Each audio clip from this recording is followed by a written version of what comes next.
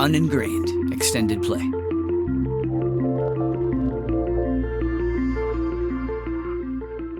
This is Steve Hendershot, the host of Uningrained. This is the first episode of Uningrained Extended Play. These are longer cuts of the interviews that drive our primary story. Something that has driven me crazy over the course of my career as a reporter is knowing how much really interesting stuff doesn't make it into the final version of a scripted podcast, magazine article, book, what have you.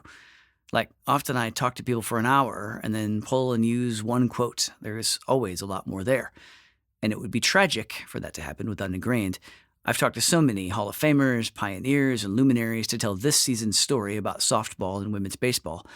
So besides telling the Uningrained story, I also want to make sure we share these people's stories in more depth. So that's what we do on Extended Play. It's still somewhat edited. I still want the EP episodes to feel polished, feel curated and consistent, but here you'll get more of a sense of the original conversation. First up is Carey Schueler, the first woman ever drafted by a Major League Baseball team. She's featured in episode 1. That was one of the very first Uningrained interviews, done way before the show had a name. In addition to Carey, I'm joined by my good friend Rachel Gansner. Rachel started an all-girls baseball league in Chicago, convinced my daughter Jade to play in it, and convinced me to coach in it, and inspired this season in the process. She also, apparently, is the reason I remembered to press record. I'm reminding you to record, Judy. Okay. Record. I see it. I know when to... Are we recording? Okay. All right. We're up and running. Carey Schueler. Your childhood sounds like a baseball fan's dream because your dad Ron's career meant you were an immediate fixture at Major League stadiums. Tell us about those early experiences. When I was born, it was a different era, and my dad was warming up in the bullpen when they put up on the scoreboard, like, congratulations. This is the story I've been told. Congratulations, you're a father, you had a daughter. And so my dad was not at the hospital with my mother when I was born, but he was on the field. And shortly thereafter, really, I was there as much as I could possibly be. I think it started with just wanting, I adored my mom and dad, but I wanted to do whatever my dad was doing and was so intrigued by the idea that he played baseball and was going to the ballpark and I just had to be there. And then when I got there, I was like, this is the greatest place I have ever been in my entire life. And so I wanted to be there every day. So whenever my dad would take me, I would go. And then it sort of grew from there, where I started playing t-ball and baseball and, was like, can I come and be out on the field during batting practice or play catch or be in the weight room? So I think when I was like 8 or so, I went to the conditioning coach for the Oakland A's. My dad was with them at the time. And I said, can you give me a weight training program and a conditioning program? And I went to the coaches and said, can you give me a throwing program? And they said, we can give you a little bit to start with, but come back maybe when you're like at least 10, maybe 12 for that weight program. So I, of course, being me, went back on my birthday when I turned the age that they wanted and said, okay, I'm here. I'm ready for my weight program. So that was just me, like the version of a gym rat. I was basically a ballpark rat and wanted to be there at all times. What was it that made the ballpark so compelling for you? Anywhere I could spend time with my dad was magical to me. And then I just loved the sport from an early age. Like, I just took to it. I was an athlete. I loved it. I played basketball and baseball and soccer and everything you can imagine from, the time that you can when you're 5. And just really took to baseball. I think that my dad, the fact that he did it, going to the ballpark, the games were so exciting. Walking into a ball game and hearing the sounds of it and the scoreboard and the music and the people there and the smell. And I just loved everything about it and just wanted to be around it as much as possible. Baseball has always been and always will be my favorite sport by far. Pretty soon you weren't just at the stadium, you were playing baseball on the field in the stadium. I was always out on the field. I think some of the earlier memories, my dad was with the A's. They had I call it like a rent-a-year where Jimmy Leland was with the Pirates in 86 and basically went to everybody with the A's. They're all buddies, right? They're all baseball buddies and said, we're going to have a rather crappy team. I need a really good pitching coach. They're a young staff. Can I basically rent Ron for the year, bring him here as a pitching coach, help our staff, help him develop? You can have him back like the next year kind of thing. They agreed to it. It was really strange, but we spent the year of 86. I think I was 11. In Pittsburgh, and that was Barry Bonds' rookie year. And for whatever reason, I think probably because he was a really young guy. I think he was like just out of ASU. And I don't know if it's because, like, again, all the guys were older, whatever. For whatever reason, we just like connected and hung out every day. And he was like, man, this girl's got something. And it sort of like went from there, where the players started noticing and all that stuff. That's so cool. Did all that exposure to pro baseball make you crave the high stakes competition or the bright lights or both? The first. I loved I want that situation. I want the intensity, like from a young age. Basketball game, 10 seconds left, like I want the ball. That's always seemed to be something that came pretty naturally to me. On the other end of that, the spotlight, I would like to avoid like the plague in difficult situations. Like in talking in this situation, I'm happy to, and I enjoy it. And especially as I work with young boys and young girls, to be able to like share my story and experience, especially with young girls, is really great. But when I was younger and played, I was absolutely I just want to play, and because of my dad's job and then my success at sports at an early age, it's not like it was like, oh, I was bothered all the time, but there was a decent amount of attention because of it. And goodness, I did not want that. And I'm sure we'll talk about it, when I was drafted by the White Sox, and that was a bit of a story for a little bit. I was like, can we narrow this down to like a couple interviews? And my dad was like, no, we can't, but we can narrow it down to a certain amount. I really just wanted to focus. When they filmed A League of Their Own at the ballpark and they asked me to consult on it and consider the idea of me being in it, I was like, I'd really, really rather just go take batting practice. So that's kind of the girl I was. Yeah. I'm interested in comparing your experiences on girls' teams in basketball or other sports and baseball, where you were often the only or one of a couple girls. What were those experiences and what were they like? I started in Little League, and I don't remember. It's funny because people will say, like, did you consider playing softball? I never did, and I don't remember it as an option. It was always going to be baseball. I don't know if I just said, like, that's what I play and that's what I wanted to play, or if my dad was like, well, let's put you in the local Little League and see what happens. But I started with the boys in baseball. But with basketball, it was always with the girls. I would play with the boys at lunch and at school and this and that. But in terms of leagues, it was always with the girls. But baseball was always with the boys, starting at Little League. Yeah. Were there ever any other girls who were with you in that, or did you feel like a very you were... small amount? And it was, gosh, I could maybe remember one handful tops, like throughout the years. So it was not all that common. It was here and there. And then once you got to, and I forget the exact age, but it was like Pony League. It's probably about like junior high time. I don't recall any other girls being in there. And it never felt unusual to me, because I think I always did play baseball and I was always around the boys and I was always at the ballpark, which of course is a gigantic boys club. So it never felt unusual to me, but I was certainly aware that I was the only girl, from whether it was other teams' reactions or parents on the other teams. That still astonishes me to this day, the things that were said from some of the boys on other teams, but the fathers on other teams, and occasionally the mothers, is what always like sort of took me aback. Please elaborate and specify. Yeah. What'd they say? Wow. I mean, I don't know what the swearing rules are on this, but probably some things that like should not be repeated, and especially said to a 8, 9, 10, 11, 12-year-old girl, like, what in the hell are you doing here? Get into the kitchen, vulgar things, what I should be doing with my legs instead, things like that. Again, 9, 10, 11, 12 years old. Mostly from other fathers, but at times other mothers, thinking that I didn't belong there as well. And I'm sure it was a general feeling, and maybe of the time, maybe not. It was just it's still to this day. I'm like, and it's something that unfortunately I sort of got used to, and helped me grow a thick skin, and probably helped me in part make me the athlete that I was. and was just not going to take any crap and was just going to keep my focus and continue to work. But as I'm sure part of the reason we're here and part of what to discuss, like, should anybody have to go through that? Is that the best environment to be in, to be the best athlete? Those are all great questions. But it was something that I was just quite used to and really learned to block out.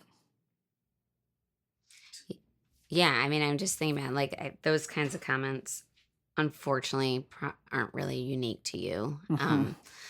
And I was just kind of wondering, I think there's two different ways a child might take that. Either one, feeling ashamed and doubting themselves, or Sure. I think maybe what you're alluding to is using it as sort of the fire to say, I'll prove you wrong. For sure. Yeah. And is that kind of the direction you took it with, or were there ever moments that it made you question whether you should be there still? I don't think there was moments that it made me question it, that what I wanted to do and why I was there. I mean, perhaps it got to the point where there are moments where I wondered, is it worth it? Like, what's the ultimate goal here? And to me, it was, I kept pushing through. And I think part of it was also that I was, and it's weird to talk about yourself this way, but I was a pretty exceptional athlete at a young age, and I was better than quite a few of the boys that I played with. And I think that was just sort of the extra trouble for some parents, that it wasn't just that I was out there, which I'm sure angered a lot of people, but it was at the level that I was doing it, and apparently, and I'm using quote fingers here, embarrassing their sons. My thought was always, it wasn't a motivation like, "Ooh, I'm just going to show you." It was just, it would remind me at times, like, my focus and yes, I want to be the best. I don't care who I'm competing against. I want to be the best. And it would be a sort of reminder of that. But I didn't sit back and I'm like, oh, I can't wait to go embarrass your son, so I'm going to work harder so I can do that. That didn't interest me at all. Did I enjoy striking them out with a great slider and buckling their knees and sending them back sort of embarrassed? Yeah, but I don't care if they were a boy, a girl, an alien, or a goat up at bat. I just enjoyed beating people. Yeah. Yeah. But come on, though. If you can put that dad together with that kid, you got to look over just a little bit. Oh, sure. I'm positive there are a few moments where I might have locked eyes with the dad and not let go and been like, are you enjoying this? Because I am. Did your parents or any other adults ever, I don't want to say intervene, but did they have any interaction with this? Did they, for you or with the other people who were saying this about you, what kind of support did you have? Yeah, I had a pretty good support. I mean, obviously, on any team, you're not going to be best friends with every single person you play with, right? So there were some people I didn't connect with, or it might seem, whether you were perhaps in competition with that person or played the same position, and every parent wants their kid to play. So I'm sure there's a little bit of that. But for the most part, I always felt pretty well supported, and had a pretty tight-knit group. And, obviously you play with a lot of the same kids over the years, or you play on the same travel teams, and it becomes sort of like a little sports family. So I always felt pretty well supported. Of course, there were times where words were exchanged and this and that. My dad was definitely more of just sort of the quiet, focused. He would come in whenever he was at my game. He might call pitches and, and stuff like that.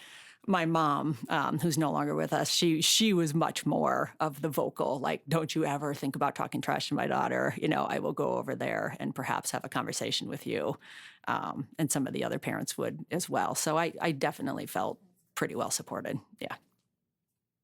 How did your family rep sort of affect this? Because you weren't just the girl out there who was really good, but you also have a, pro player or pro executive dad that kind of, I'm like, that seems like another thing that is likely to make its way through the crowd. It was an added layer for sure. Yeah. So I think there was definitely, it was a layered thing, right? You've got a young girl out there and a young girl who is pretty good. And then, guess what? Her dad happens to be a major league pitcher, or major league pitching coach, or assistant GM, or whatever he was at the time. So I think there was, I kind of want to show you kind of thing, or who do you think you are kind of thing, or yeah.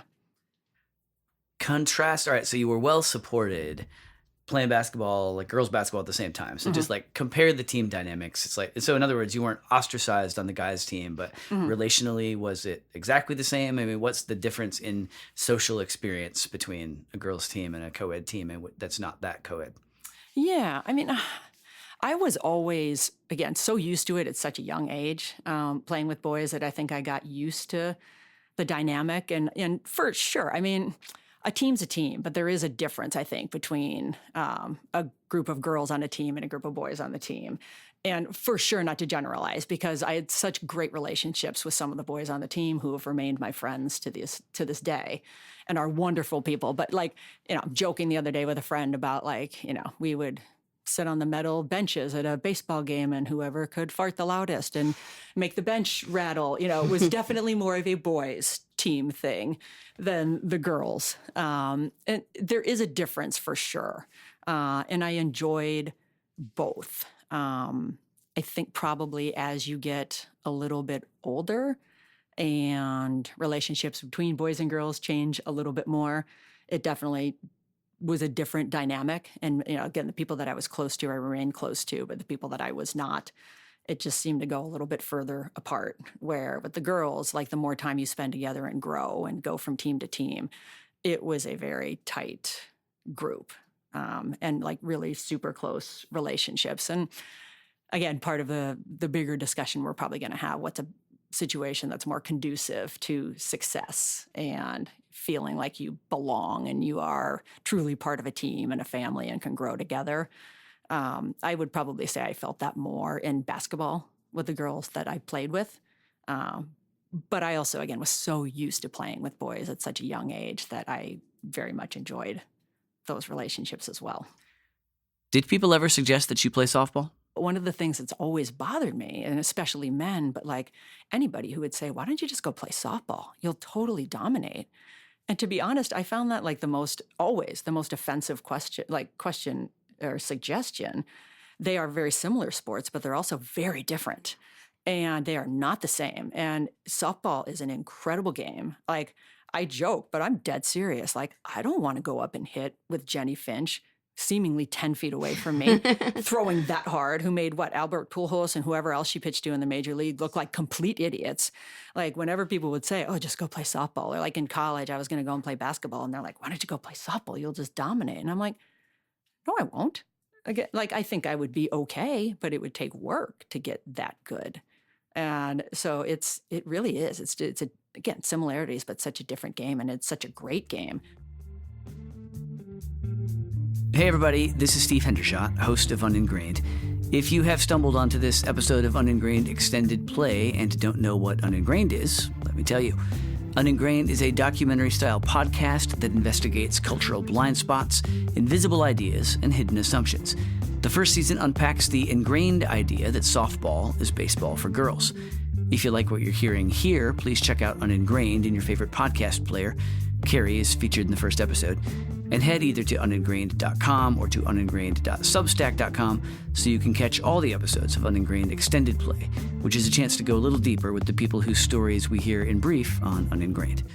Okay, thank you, and back to the conversation with Carey.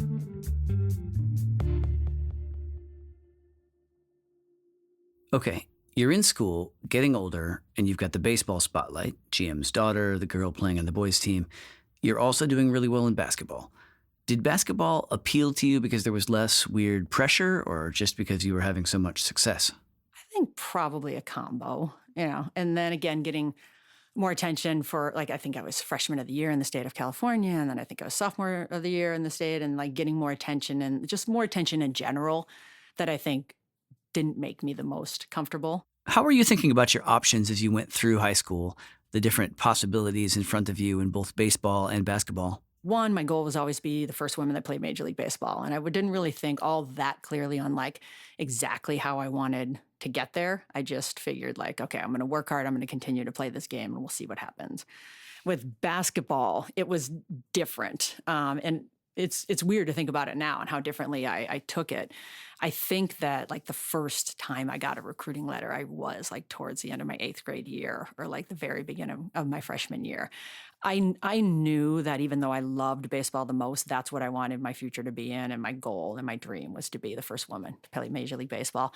I think I knew that basketball was going to be the vehicle that probably took me to college and got me a full ride. And, starting to get letters at that age, I was like, okay, this is probably going to be my path to a free education and a chance to play at the next level.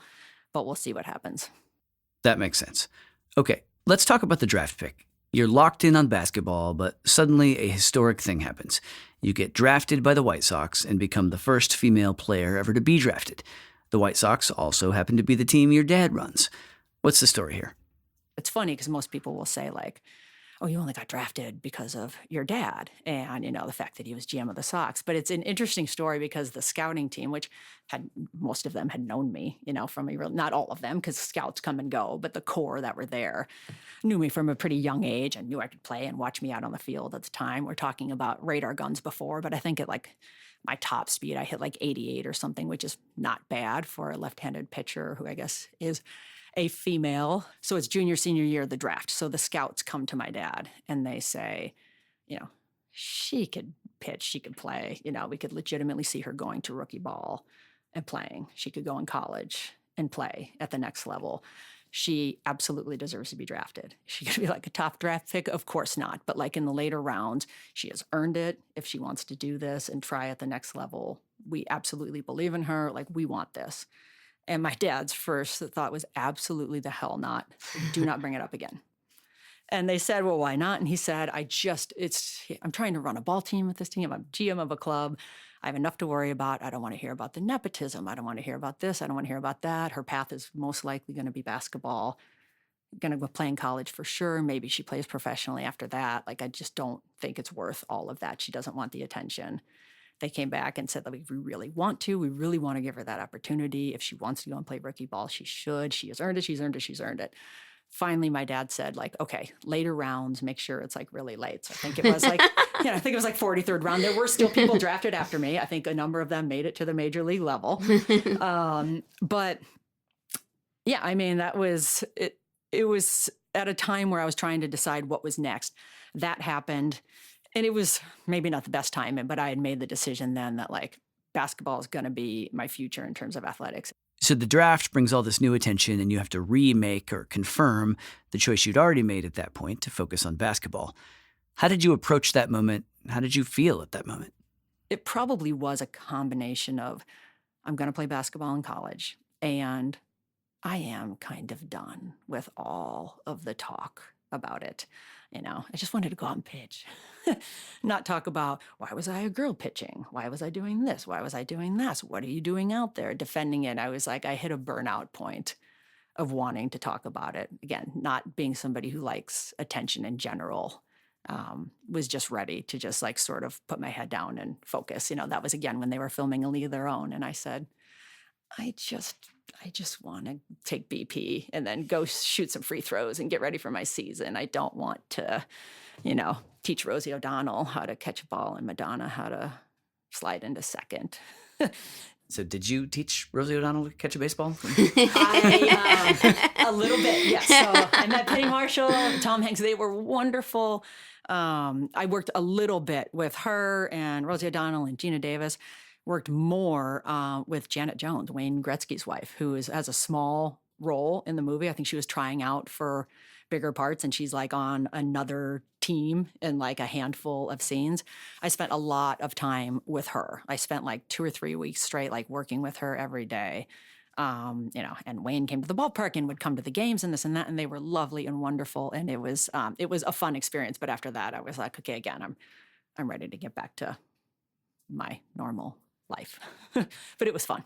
Would you say that it felt easier to play basketball because I think this is what you're getting at, is like you felt more like you belonged. It wasn't an anomaly. Probably. You weren't fighting against other things. Yeah. And, like I said earlier, I didn't mind being that anomaly. I started at such a young age.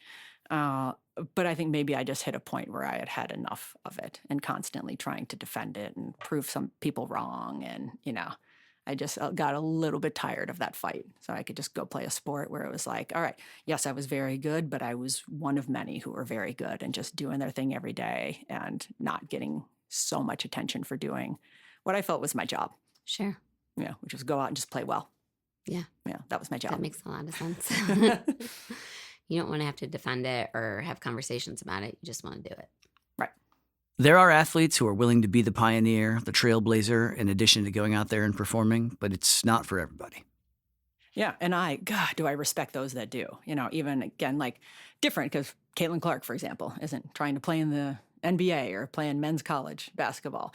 But my goodness, the attention that she gets and the pressure on her to like carry the women's game onto that next level and the grace in which she does it every day blows me away because I was just not that person that wanted to do that day in and day out and defend and constantly answer questions. I was like, I just want to play ball. Was that scholarship the driving factor? Because, I mean, you did say your dream was to be a woman playing in the MLB. So Yeah. what was that tipping point for you where it no longer was the priority? I think the tipping point was that as much as baseball will always be my first love, I was a better basketball player. Like I was a really good baseball player, but was I the best? Absolutely not. I was one of the best in basketball. I was very, very good at it. And I think I felt that I would have the best chance of success. I think I felt that I would probably enjoy it the most. I'm getting ready to go to college. And as much as I could, try to have a more complete sort of experience in college. Kind of a higher ceiling for athletic success. For sure. Except we're talking about women's basketball Mm-hmm. and men's baseball. So this notion of like, I was pretty good, but I was transcendent. Well, it's not exactly apples to apples because you might have been a transcendent player in the sport of women's baseball that doesn't exist. Mm-hmm. Sure. So, I mean, did you ever think about that? Like, yeah, it's too bad that that's not a thing. Because, I mean, obviously MLB specifically was the aspiration. I want Sure. to do the thing that's on TV that I grew up around, et cetera. Sure. But yeah, and that's not one that ever even occurred to me, or I sat around thinking, like, God, if there was just a women's baseball league, because there just wasn't. The one thing that did happen then was like the Silver Bullets came along, and there was talk of that, of me doing that. I believe, and I could be wrong, I think the time was the fact that it was Coors at the time, and they were obviously a beer company. And I was not 21 was a bit of an issue. Not that I think I probably would have pursued that, but that was talked about. Mike Veck and I talked, and my dad, about the idea of like what Isla Borders eventually ended up doing, maybe going and playing for one of his independent league teams. And again, I think at that point I had just hit the point where I was like, I'm kind of done, being the circus show or, the interest in that regard. did you ever second guess the decision to move on from baseball? No, I second guessed the process of choosing a school the way that I did and what the college basketball experience should be. Not like, did I make the right choice? Because I think I did. And I'm glad that I chose the path that I did. Just be like a completely different story of like how to choose the right school and not just get caught up in like the sports center situation of like, oh, is it a top 20 program? And, that kind of stuff. It's like, well, what do you want to study and where in the country you want to be? And guess what? Basketball is going to stop. What do you want to do after that? Those kind of questions. That is a question I have. Like, how did it feel come senior year when you're realizing the world of competitive sports was kind of closing for you? Yeah, I mean, I think no matter when it happens to an athlete, it's an interesting time, right?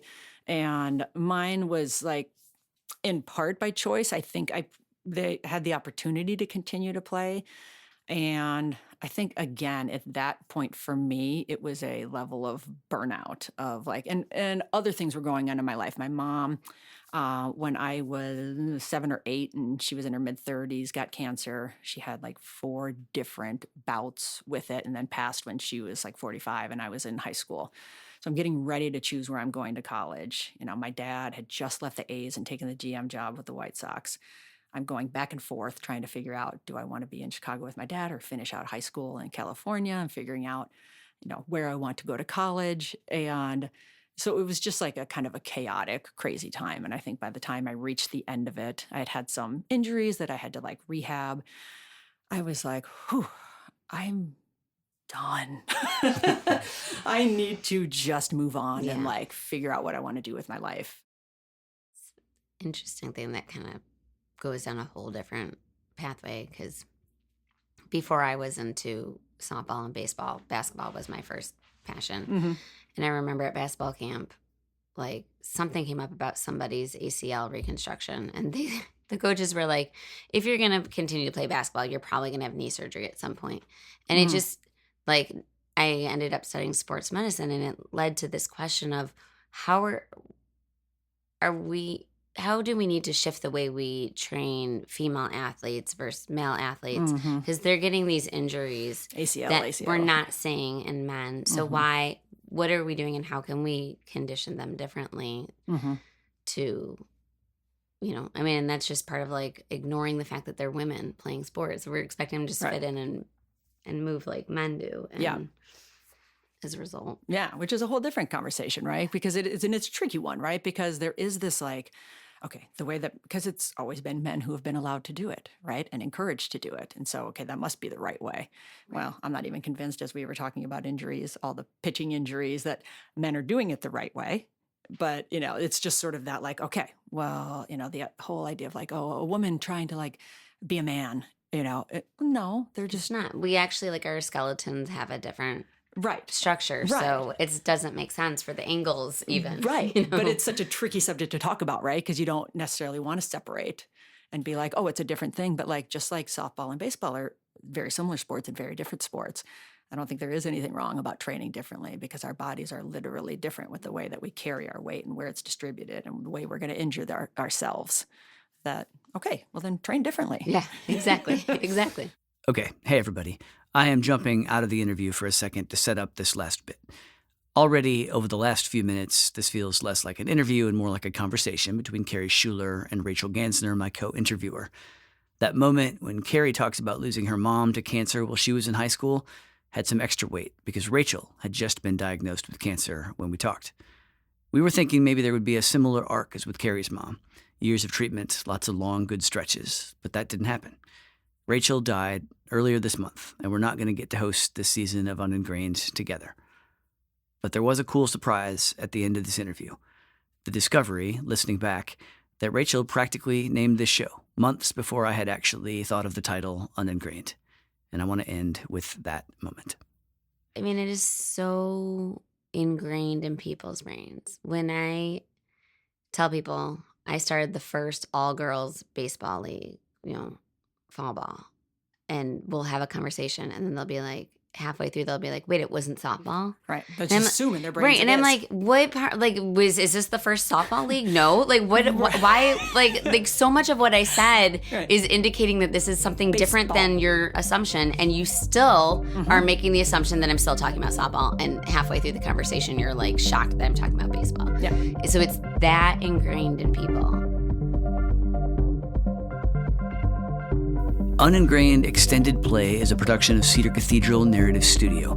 This episode of Uningrained Extended Play was reported and produced by me, Steve Hendershot. Rachel Gansner joined me for the interview, which has been edited for length and clarity. You can find episodes of Uningrained Extended Play at uningrained.substack.com and on the Uningrained YouTube channel. Also, please check out The Parent Show, Uningrained, in your favorite podcast player and at uningrained.com. Please rate us, review us, share us, spread the word. We're so grateful for your help in ensuring that this story and show find an audience. Thank you, and we'll see you next time.